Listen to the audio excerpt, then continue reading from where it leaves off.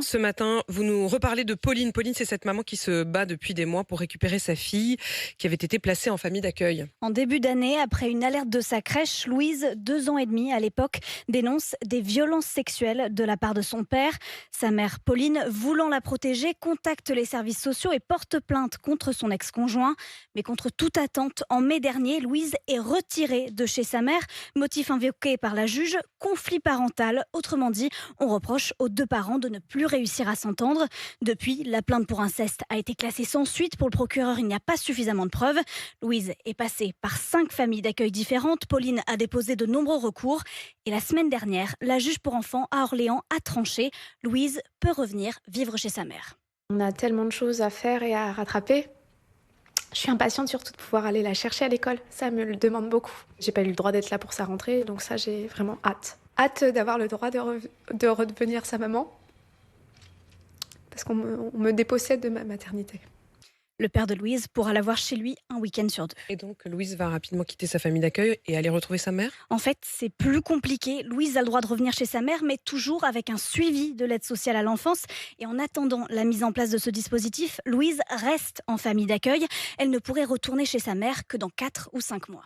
On m'a beaucoup donné l'espoir que j'allais la récupérer très vite et puis ensuite finalement ça se passe pas comme prévu.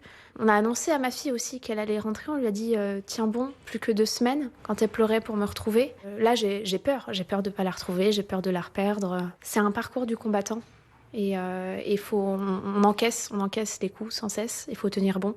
Et ce retour de Louise chez sa mère est une mesure provisoire. Dans 1 an, un juge devra à nouveau statuer sur ce dossier. Donc, on imagine que Pauline, elle continue le combat. Absolument, pour elle et pour toutes les autres. Depuis notre premier reportage en septembre, Maître Rongier, l'avocate de Pauline, reçoit au moins un appel par jour de mamans dans la même situation. Des femmes qui, en dénonçant les violences de leur conjoint ou ex-compagnon, se retrouvent privées de la garde de leurs enfants.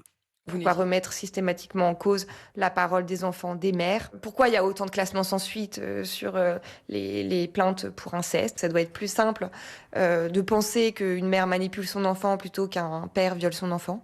Et puis je pense aussi à toutes les mères qui ne parlent pas, qui choisissent de se taire sur des incestes dont elles ont connaissance parce qu'elles ont la peur au ventre que si elles partent, si elles parlent, ben on va leur retirer leur enfant.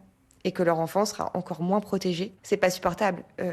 Il faut que la justice fonctionne et que la justice protège. Maître Pauline Rongier publiera ce soir une lettre ouverte adressée au président de la République et au gouvernement. Une lettre co-signée par plusieurs associations dont Innocence en danger et Protéger l'enfant pour demander une meilleure considération des victimes d'inceste. Et vous connaissez le chemin donc, comme Pauline, vous écrivez à l'adresse rmc pour vous @rmc.fr. Merci Johanna.